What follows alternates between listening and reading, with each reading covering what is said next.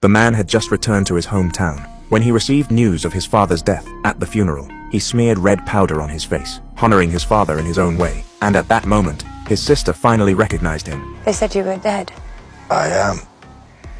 Such a shallow grave they dug for my father. Are you short of a couple of shillings? He was buried to the depth of my love.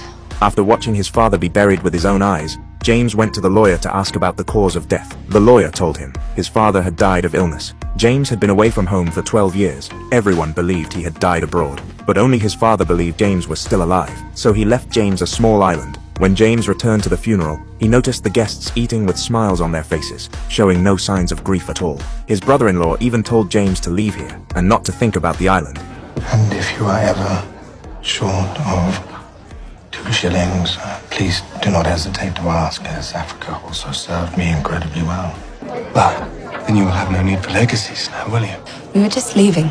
James began to suspect his sister was involved in his father's death, so he approached the butler for answers. But the butler only told him that many powerful forces in London had their eyes on the island. He advised James to give it up. James, being clever, understood the butler's warning. That very night, James took a few men and dug up his father Seth's grave. He was determined to find the true cause of death. The doctor processed the residue from the father's stomach into gas, then struck a match and ignited it. He held his glasses over the flame and immediately saw the truth. The marks left on the lenses were incredibly dense, because the father had ingested a large quantity of poison. James handed the doctor £3 to have his father reburied properly. If this body is used for any other purpose, I will find you and I will kill you.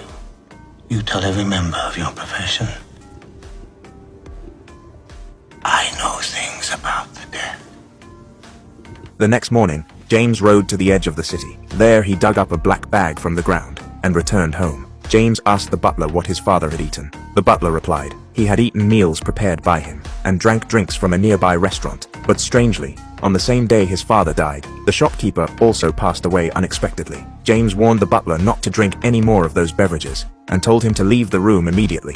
After the butler left, James opened the black bag and poured out a dozen diamonds. He was going to use them to avenge his father.